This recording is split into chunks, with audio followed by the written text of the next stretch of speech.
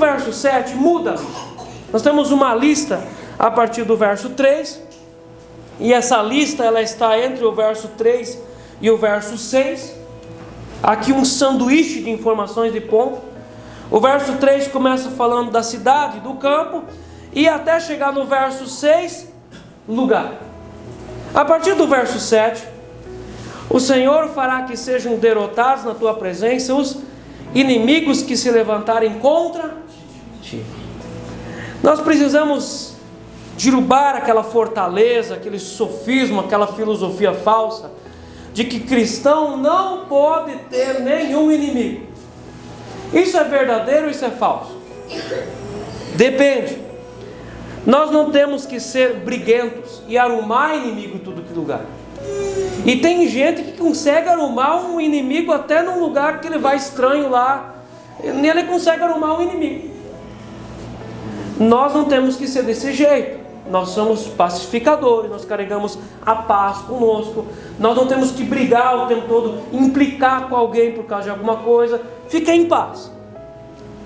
Mas muitas vezes, em defesa do Evangelho, nós vamos arrumar alguém que não gosta da gente. Você não fez nada para a pessoa, mas ela se sente oprimida por você. Você arrumou um inimigo.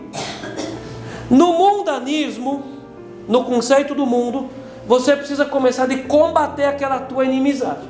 Você percebeu que alguém não gosta de você, você começa a alfinetar e combater e crescer para cima para tirar a pessoa do jogo. Mas dentro do conceito bíblico, perceba a dinâmica de Deus. O mundo corre atrás da bênção.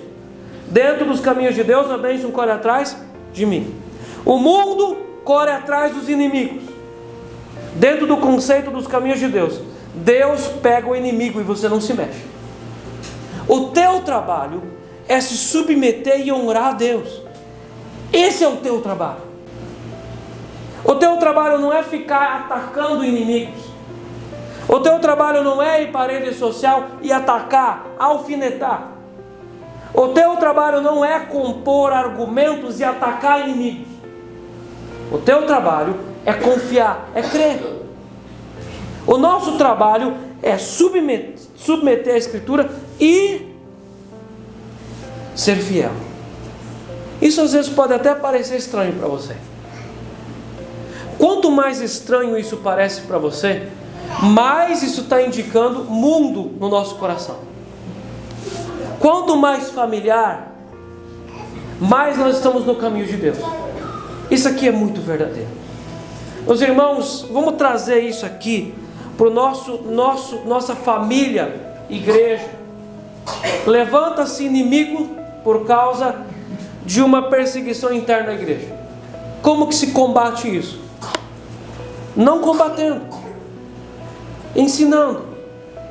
Como que se combate isso? Deus vai combater. O Senhor fará que sejam derrotados na tua presença os inimigos que se levantarem contra ti. Você entendeu isso? O Salmo 23 diz no final que o Senhor colocará uma mesa na presença dos nossos adversários, inimigos. Salmo 91 fala que 10.000 caem à tua direita e outros caem à tua esquerda e tu não serás atingido. Mas não fica enfiando o nariz o tempo todo dos teus inimigos. Deixa eles viver a vida deles. Passa de largo. Continua a sua vida. Alfinetada você não ouve, você fica silêncio. A melhor coisa é você fazer de conta que você não ouviu aquilo. O Senhor fará que sejam derrotados na tua presença os inimigos se levantarem contra ti. Por um caminho sairão contra ti, mas por 7 caminhos fugirão da tua. Vão fugir da tua presença. Você chega naquele lugar, isso vai ser como o ratinho quando você liga a luz de noite no galpão, some tudo. O inimigo teu, você está caminhando numa calçada, ele vai para o outro lado da rua, ele não quer nem ver você. Ele vai estar passando na cidade em algum lugar, quando ele vê você, ele vai erguer os vidro escuro para ele não enxergar você. Você pode ter certeza que isso aqui é verdadeiro. Deus tira os inimigos da nossa presença. Porque quando nós estamos em justiça, Esses inimigos não são nossos, eles são inimigos de quem? De Deus. Só que agora eu não posso ser um ser humano briguento, ficar cutucando a onça com vara curta, aí Deus fala assim, vai lá, daí agora se vira, o problema é seu. Os inimigos aqui precisam ser justos e honestos, vão ser inimigos de Deus. Quando Deus derruba Paulo do cavalo, não sei se é de um cavalo, mas é boca no pó, o que Jesus fala? Paulo, Paulo, por que me persegues? Jesus não fala, por que você está perseguindo a igreja? Jesus fala, porque me persegues.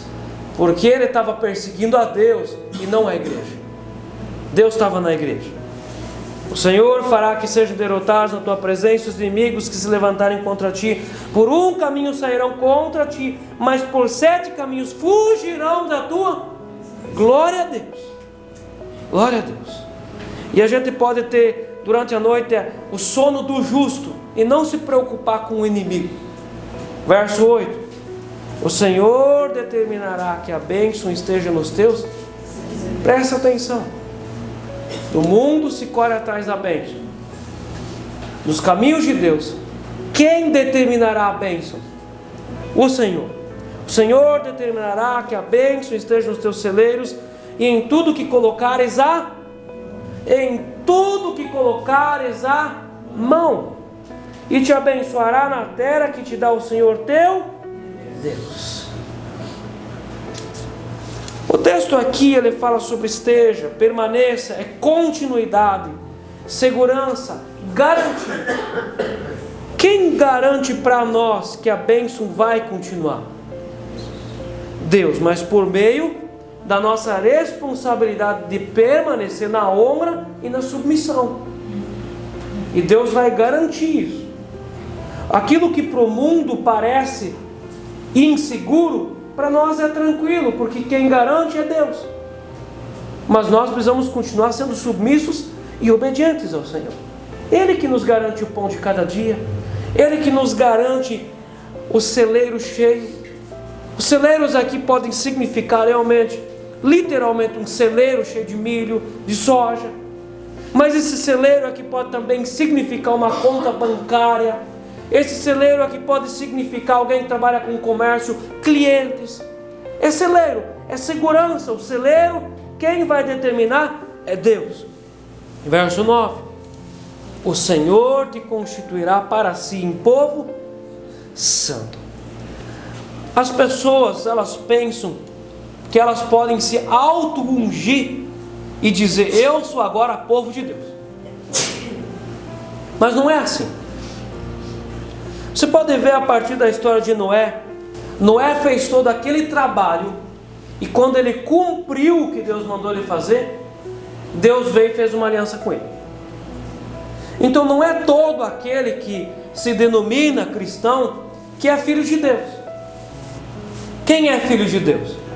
Aquele que Deus diz que é filho de Deus. Isso aqui para alguns conceitos evangélicos pode até ser quase um ferimento. Mas a Bíblia ensina isso. Quando eu sou filho de Deus? Quando Deus vem e Deus diz que eu sou filho de Deus. A marca, a aliança. Quando nós temos os feitos de Deus na nossa vida. Isso nos garante que nós somos filhos de Deus. Então perceba de novo. O Senhor te constituirá para si um povo. Quando? Presta atenção na construção textual. O texto do 1 e do 2, verso 1 e verso 2, começa aqui falando dos degraus da honra e da submissão. De ouvir, de permanecer, de confiar nesse caminho. E vai indo, e passa pelo cesto, a maçadeira, passa por lugares, e passa aqui pelos inimigos, até que enfim chega no verso 9, e o Senhor te constituirá para si um povo santo. É uma caminhada, gente. Meus irmãos, caminhos falam de processos. Eu não posso acreditar que alguém pode ser filho de Deus simplesmente por ir 1 ou 2 vezes num culto ou ser evangélico. A pessoa é filho de Deus quando? quando ela é batizada pela presença de Deus, e Deus diz: esse é meu filho. A pessoa pode estar muitos anos numa igreja e não ser filho de Deus. Perceba, isso aqui é muito sério.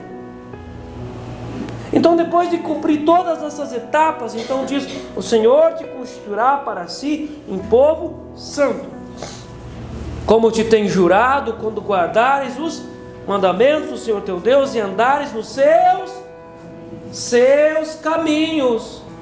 Não nos teus caminhos, nos caminhos dele. Não nos nossos, nos caminhos dele. Isso aqui é a garantia, é a segurança de um povo. Isso aqui é uma identidade existencial de um povo. Um povo que não tem uma identidade, ele não sabe de onde veio, não sabe para onde vai, não sabe o que está fazendo, não tem uma identidade. Não sabe o que a pessoa ela é, para que ela serve, qual a função. Ela não sabe nada sobre si. Mas quando Deus diz: esse é meu filho amado, no qual eu me comprazo, esse é meu filho, isso aqui fala de uma identidade existencial para o nosso ser. Uma igreja que não tem uma identidade, ela não sabe o que ela está fazendo, não tem função. Uma família que não tem uma identidade em Cristo, ela está disfuncional. Mas quando Deus nos dá uma identidade em Cristo e no Espírito, nós temos uma função, um propósito. Esse texto aqui fala de identidade existencial. O Senhor te constituirá para si um povo santo, povo separado. E nós começamos a entender de onde nós viemos, para onde nós vamos. A nossa cabeça é colocada no lugar, os nossos pensamentos são colocados e classificados em ordem, e nós começamos a ter uma identidade. E se tem uma coisa que arruma a nossa existência, é uma identidade. E quando nós temos a identidade de Deus na nossa vida, isso faz sentido de eternidade para nós. Verso 10: e todos os povos da terra verão que és chamado pelo nome do Senhor e terão medo de ti. Até no verso 6 nós vemos uma construção. Do verso 7 em diante nós vemos uma outra construção. Aqui não é mais em cima da subsistência. Aqui sai daquele modo de sobrevivência e vai para um modo propósito. Olha que o verso 9 fala aqui de um propósito. Ser um povo santo. Deus te constituirá em povo santo. Para de se preocupar com sobrevivência. O que eu vou comer? Isso. Vou pagar minhas contas. Será que vai ter trabalho? Isso sai da nossa mente completamente. Entra uma outra função. E essa função é o modo propósito. No verso 10, no verso 9, aliás, Deus dá uma identidade para a pessoa. A pessoa tem uma identidade em Cristo. E no verso 10, há uma restauração não apenas de identidade, mas uma restauração de autoridade. Quando o filho pródigo volta para casa, há uma restauração de identidade. O pai muda as roupas, dá roupa nova, sandália nova, e cajado e anel, que falava de autoridade. Meus irmãos, não tem nada mais triste do que uma pessoa que não é levada a sério. Um pai de família que não é levado a sério. Ninguém leva a sério em casa. Você tem uma coisa triste, uma mãe de família que não é levada a sério. Um pastor que não é levado a sério. É terrível isso. Então, quando uma pessoa ela não é levada a sério, ela vai para uma ou outra extremidade. Ou ela vai para a violência e ela começa a ganhar tudo no grito e na arrogância, na estupidez. Ou ela vai para o outro lado, ela vai para a sarjeta da vida e ela fica anulada. Ela não serve para nada. É aquele mendigo que sai de casa e diz: eu me sinto rejeitado pela minha família, eu estou aqui fumando crack, vivendo de sopa, eu não sirvo para nada. Ou aquele cara arrogante, autoritário, que grita, que abusa. Quando você lê o texto e estuda Atos dos Apóstolos, ali é uma restauração de história.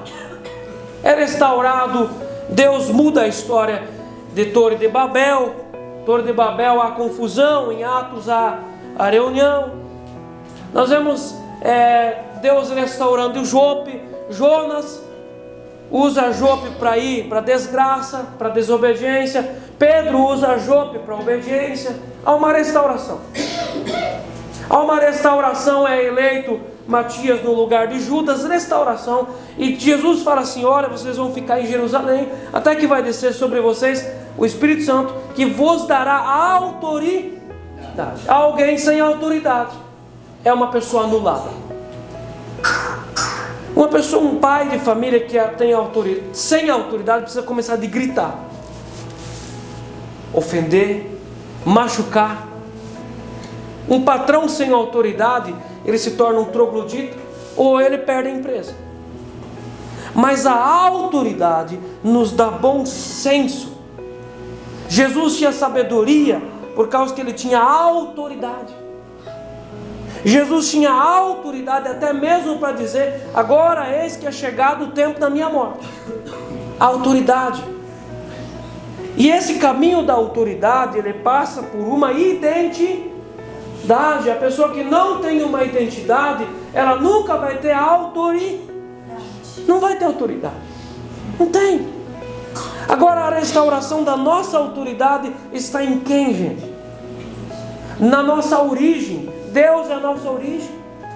Quando nós voltamos para a fonte da onde nós saímos, e nós reconhecemos Ele como a nossa origem, e nós o reconhecemos como nosso Senhor, e nós nos submetemos à Sua palavra, a nossa autoridade pode ser completamente restaurada, ou ela pode ser aumentada.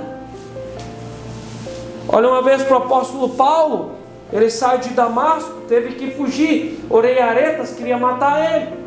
Ele queria ir para Jerusalém pregar a palavra, não foi aceito, porque ele não tinha autoridade. Foi para a Arábia, então passou um período de 12 anos de tratamento.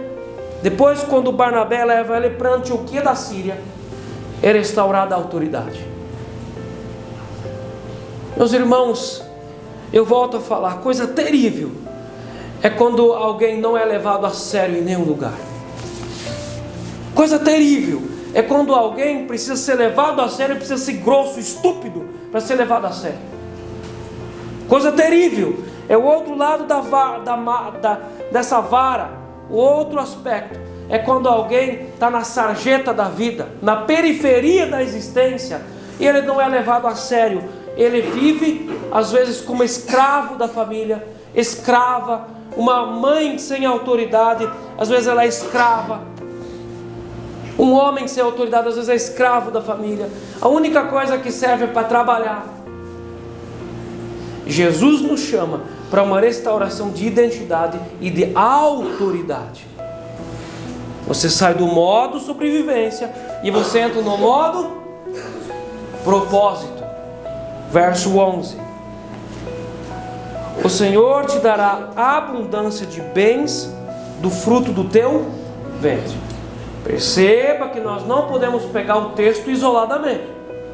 Há uma construção textual para chegar nesse ponto do texto dizer: o Senhor te dará abundância de bens do fruto do teu. O texto aqui fala de muitos filhos, de ter muitos filhos, no fruto dos teus animais e no fruto do teu solo, na terra que o Senhor, sob juramento, a teus pais prometeu dar-te. O texto fala de modo de provisão, de modo de existência, e depois ele volta de novo a falar sobre sobrevivência, porque agora está tranquilo. Você não precisa se preocupar com sobrevivência. Se preocupe com a tua identidade e com a tua autoridade no Senhor. Preserve isso. Então o verso 12: o Senhor te abrirá o seu bom tesouro. O Senhor abrirá. Quando nós vamos para a segunda parte, nós vamos falar sobre maldição, e nós vamos falar sobre arar, nós vamos falar sobre quedar, que é sobre ser maldito, ser amaldiçoado, sobre aonde a pessoa vai, não tem. A maldição é um espírito que persegue a pessoa. Nós vamos encontrar o outro lado da coisa, quando o texto vai dizer que os céus estarão fechados sobre você. Mas o texto aqui fala sobre céus abertos. O que é céus abertos? Meus irmãos, o maior tesouro de uma pessoa é ter o céu aberto. É ter o céu aberto sobre ela, em todos os sentidos.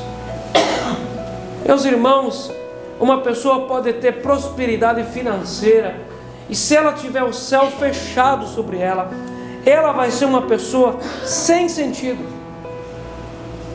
Não vai ter sentido a vida dela.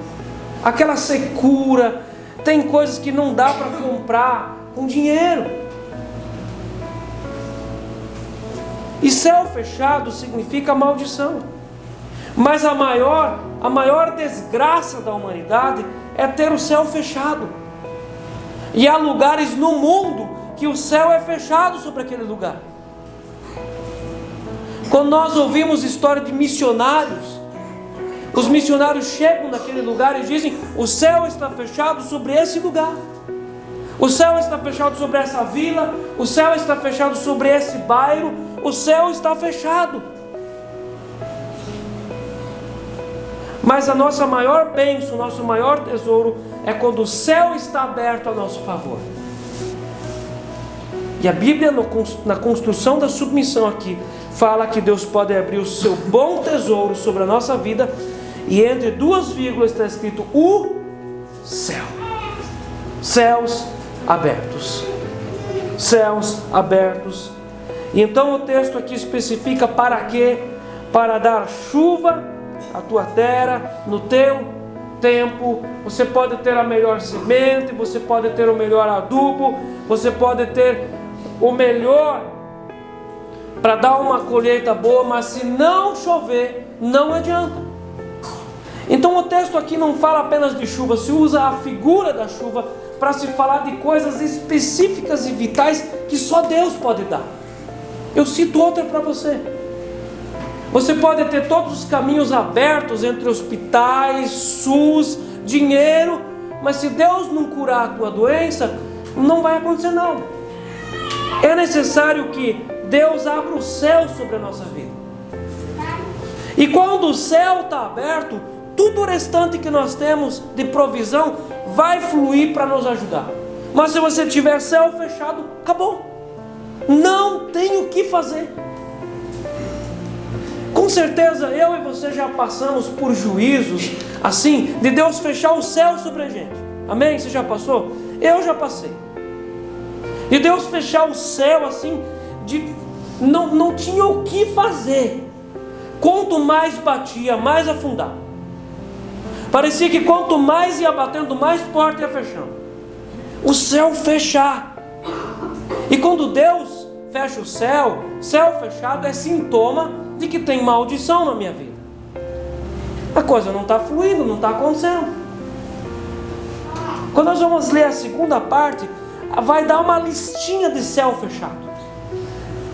E nessa lista, ou em uma ou em outra, nós vamos nos encaixar. Lista de céu fechado.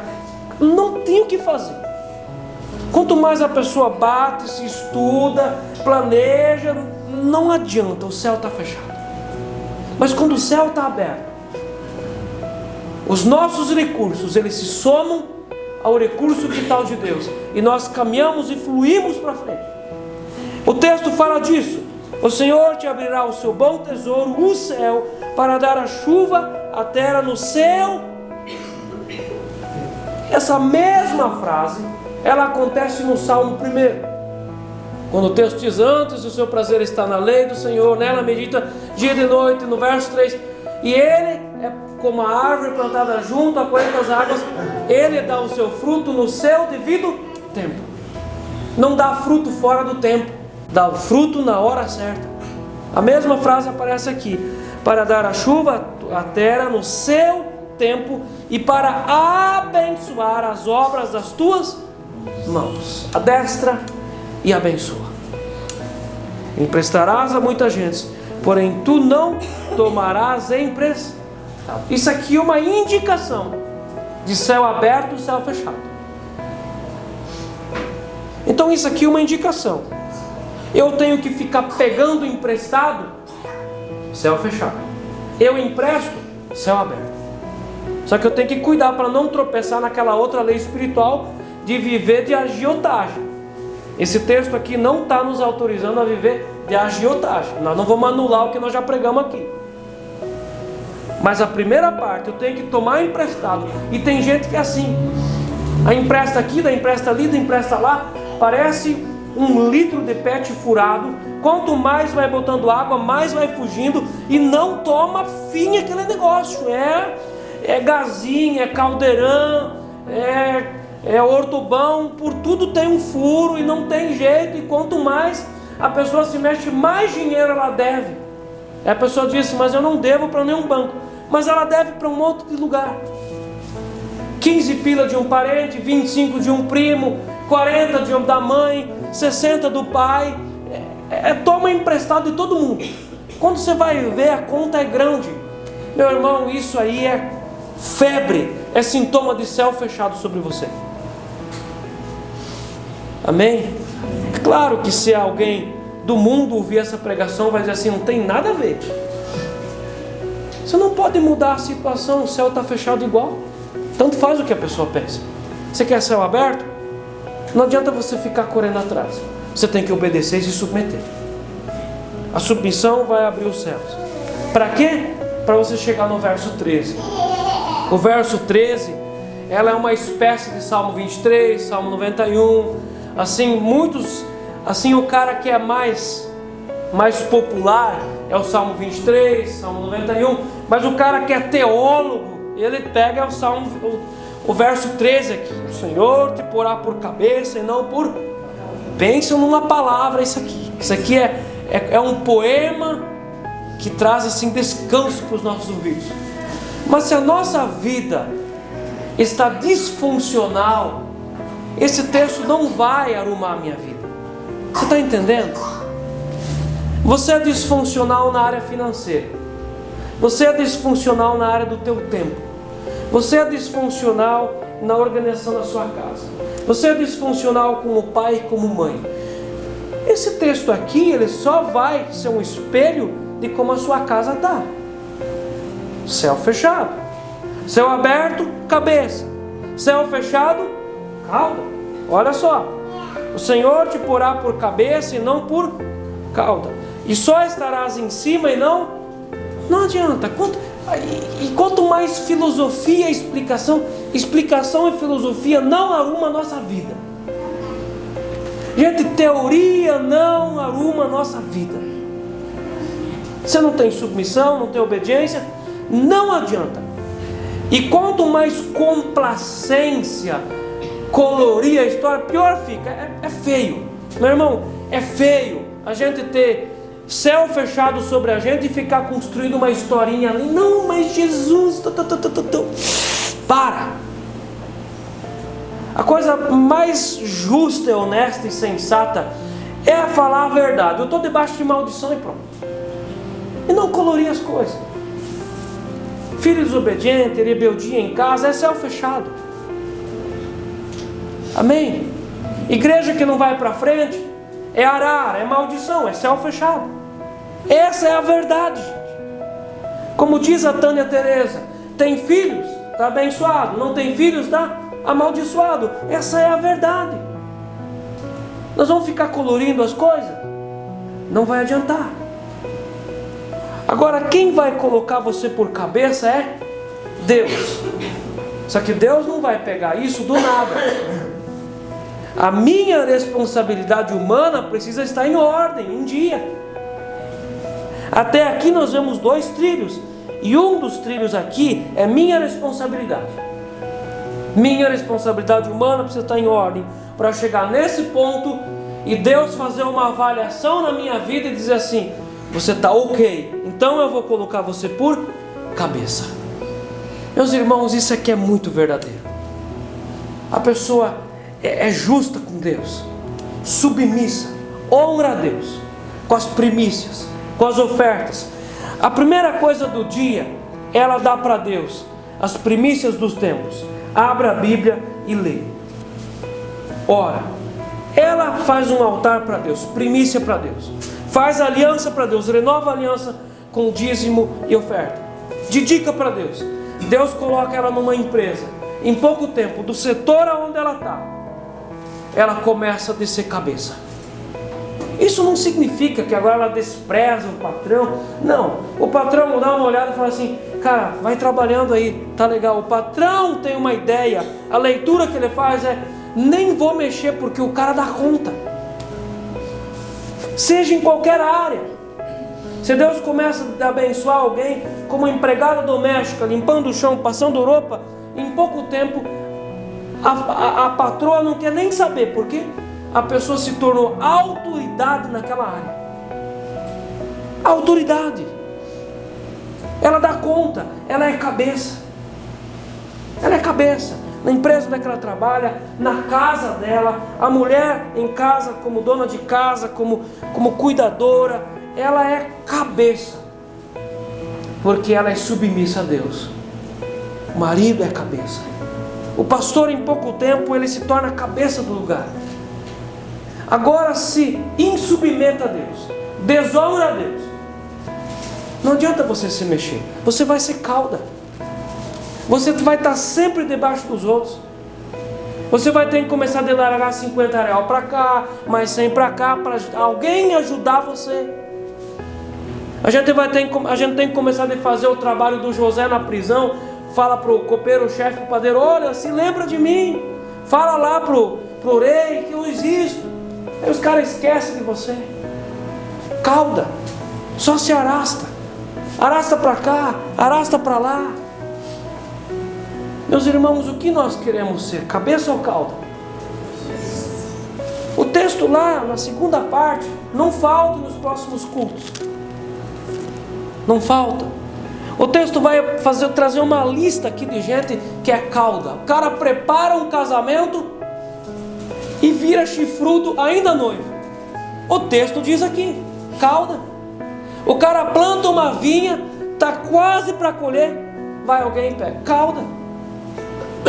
Está assim quase o texto. O cara cria filhos quando está quase assim para os filhos, para aproveitar, uma outra nação toma e leva embora. Cauda. O que é a cauda? Está sempre escorrendo entre os dedos, nunca toma posse de uma coisa, é sempre cauda. O problema não está na faculdade, no diploma, no nome da família. O problema sempre vai ser um problema com Deus. Insubmissão, rebeldia, às vezes uma blasfêmia, a pessoa blasfemou, a pessoa troca as coisas, ela não honra a Deus nem com a primícia do tempo. Não adianta, você vai ser cauda. Você pode ganhar na Mega Sena e você vai continuar sendo cauda, porque é uma condição espiritual. Você quer resolver isso? Então obedeça a Deus. O Senhor te porá por cabeça e não por cauda, e só estarás em cima e não debaixo, se, advérbio de condição, se obedeceres aos mandamentos do Senhor. Então não é só o decálogo, não é só os 10 mandamentos, são todas aquelas leis espirituais que nós abordamos entre o capítulo 19 e o 26. Tudo isso. Se obedeceres os mandamentos do Senhor teu Deus, que hoje te ordeno para os guardar e os cumprir. Tem gente que não quer guardar mandamento, quer mudar o mandamento, quer adaptar. Guardar aqui não significa apenas de colocar num celeiro e não mexer. Guardar aqui significa não mexer na centralidade da mensagem. Guardar, não tocar na essência, não ficar mudando, não ter aquele costume evangeliquez de não, mas acho que não é bem assim, acho que dá para adaptar aqui. Não adapta, vive, simplesmente se submeta à palavra. Nós precisamos nos dobrar, mas nós não podemos dobrar o mandamento. É antes a gente se quebrar do que quebrar o mandamento. Então nós escolhemos se nós queremos quebrar um mandamento ou se nós nos quebramos diante do mandamento. Meus irmãos, nós precisamos perder de Deus. Não adianta você lutar para Deus, você vai perder. Quando nós nos entregamos, a coisa mais honrosa é você se entregar. Porque aqueles que não se entregam serão vencidos igual. Mas quando nós nos entregamos, nós nos tornamos honrados, por causa que nós nos entregamos e escolhemos viver os caminhos dele. Para terminar, verso 14: não te desviarás de todas as... Salmo 119, verso 4 diz que o mandamento de Deus foi feito para ser vivido e à risca. Então isso não é radicalidade, é a Bíblia que diz: ser cumprido à risca. A mesma palavra nós vamos encontrar em Josué 1,7. Deus dá essa mesma palavra para aquele que substituiu Moisés, o Josué. E Deus fala assim: não te desviarás de todas essas minhas palavras, nem para a direita e nem para...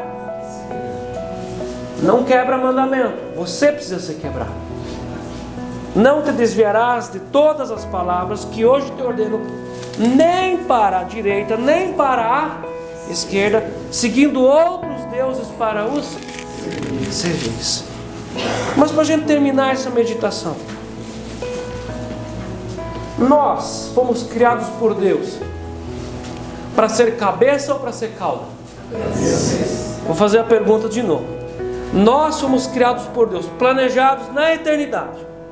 Nós somos planejados por Deus para sermos cabeça ou cauda? Cabeça. Então, se nós somos cauda, é desvio de finalidade, é prevaricar contra os sonhos de Deus. Deus tem tudo planejado para nós sermos cabeça.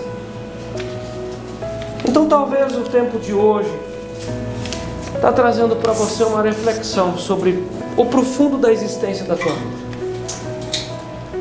Você gostaria de aproveitar e começar hoje uma mudança de espírito, uma mudança de conceito, de se dobrar diante de Deus? Você gostaria de fazer isso hoje?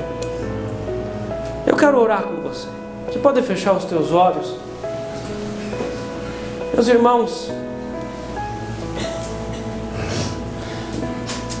talvez a nossa aparência diante dos homens é uma e diante de Deus é outra. Mas Deus, Ele não olha a nossa aparência, Ele olha a nossa consistência. Talvez a tua consistência interna, ela é uma consistência de cauda, falta de autoridade, às vezes crise de identidade.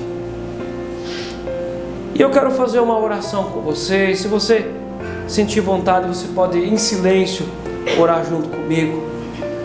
E você pode falar assim: Senhor Jesus, eu quero me dobrar diante do Senhor.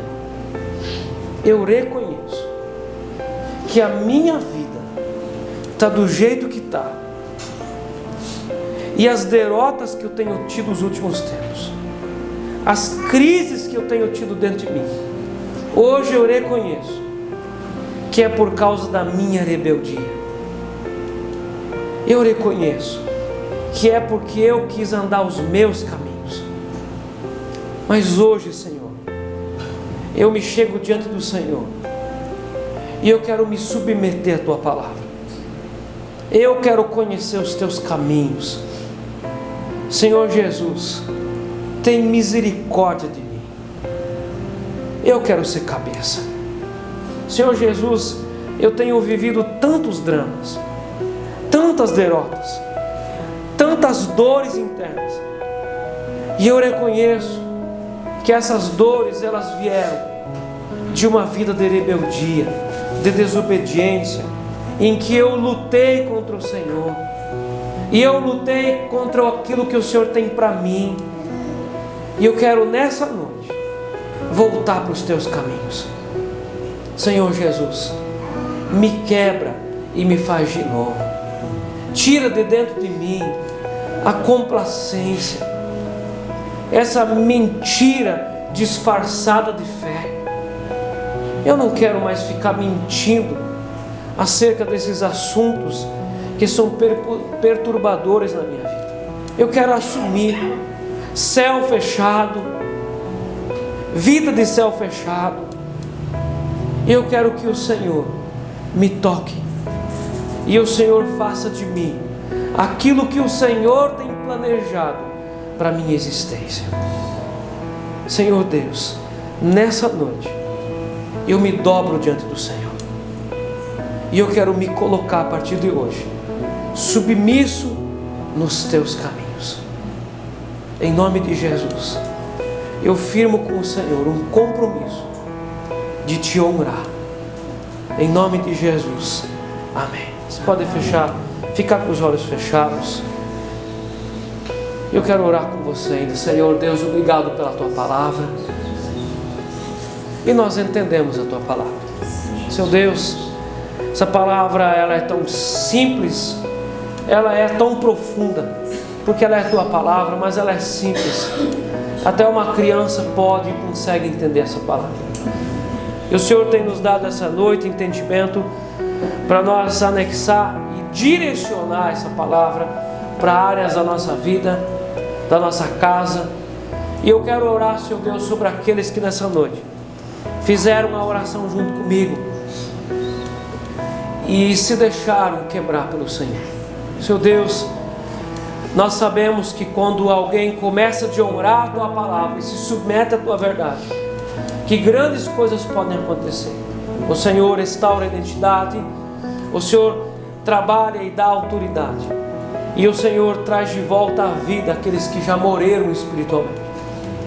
Senhor Deus, eu quero pedir que o Senhor traga céu aberto sobre essa igreja aqui. Senhor Deus, abra o céu sobre esse lugar. Nós queremos pedir perdão pelos pecados cometidos no passado. Queremos nos submeter às tuas escrituras e desejamos que o Senhor abra o céu sobre esse lugar. Nos dê uma identidade em Cristo e dá, Senhor Deus, derrama sobre nós autoridade.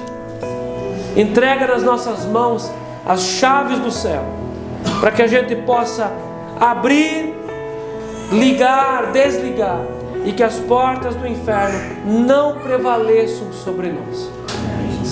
Assim nós oramos em nome do Senhor Jesus, te honrando, porque o Senhor é bendito.